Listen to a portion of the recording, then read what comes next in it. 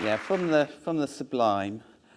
Okay, does he know how to work this? Yes, marvellous.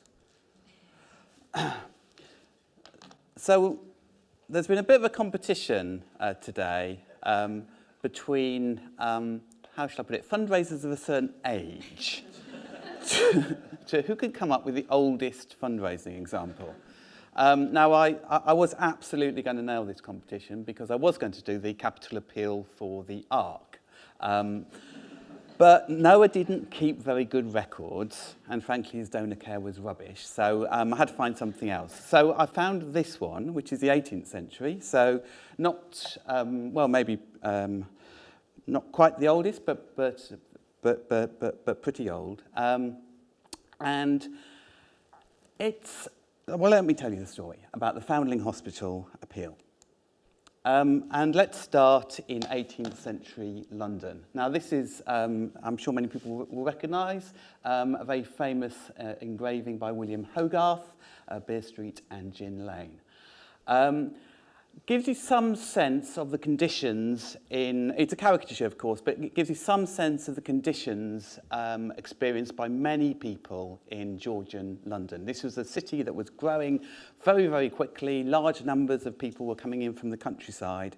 There was great wealth, there was lots of money being made, but there was appalling poverty along the way. There was a huge wealth divide. It was a very brutal society. This was a society that would hang an 8-year-old boy for stealing a loaf of bread.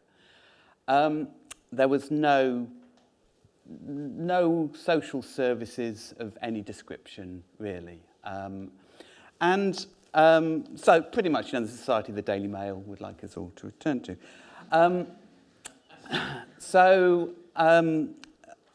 In this sort of, dog-eat-dog world, there weren't many people who were looking out for the poor, the dispossessed, and the marginalised.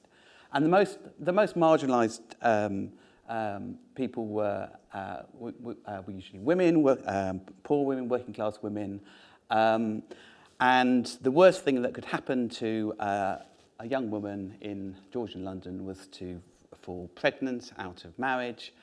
The stigma was enormous. The penalties were massive. So many of these children ended up being abandoned. Enter this man. This is Thomas Coram. Thomas Coram was a sea captain. He was he wasn't a rich man. He was in many ways quite a rough and ready man. But he was somebody with the heart of a great philanthropist. And Coram saw sites of Georgian London of these abandoned children, abandoned infants, who were in most cases just simply left to die. And he resolved to do something about it. And he had a vision of a place which could take in these abandoned infants, these foundlings, look after them and care for them until they were able to go out and earn a living in the world. And this was a vision he had in the 1720s, and it took him 17 years to realise it.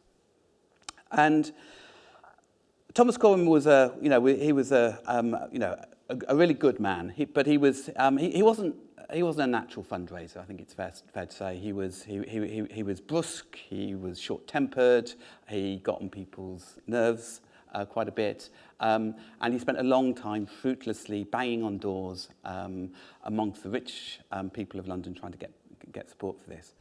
But he eventually found out that the way to get the rich of London to support the cause was not to go to the dukes and the marquises and the earls, but to their wives. So he eventually reached the Duchess of Newcastle, the richest, most glamorous aristocrat in the land, and managed to reach her, to connect her to the cause, to these children.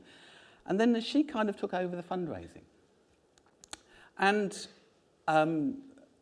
in the end, they raised £50,000, about £50 million in today's money, to build this thing, the Foundling Hospital. It was a fine structure. It was demolished in the 1920s, unfortunately.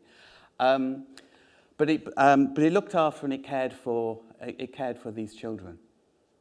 But having built the hospital, they needed to they needed to maintain it and look after it. And again, it was the Duchess and the committee of noble women that she set up that took over this task. And they basically invented the benefit concert. So this man is George Frederick Handel of the Messiah fame, and every year Handel would perform from 1750 onwards a special concert of the Messiah in the Foundling Hospital as a benefit concert that would pay for the cost of the hospital and maintain it going forward. So I think there's sort of three things to say about this story. The first thing is that no great fundraising starts without a great vision and an inspiring leader, and Thomas Coram was that. But secondly, that needs to be turned into fundraising action. You need to find people who actually do the fundraising. You need to find the right people to do that. And you need to engage them in a way that allows you to reach the audience that you need to reach to do your fundraising effectively, which were the wealthy noble women of Georgian London. And the third thing is that you need to innovate. You need to think of new ways of doing fundraising, and the benefit concert was a classic way of doing that. So put that all together, and you have the Foundling Hospital Appeal. If I did actually live in Georgian London, not quite that old, I would have wished I would have thought of that. Thank you.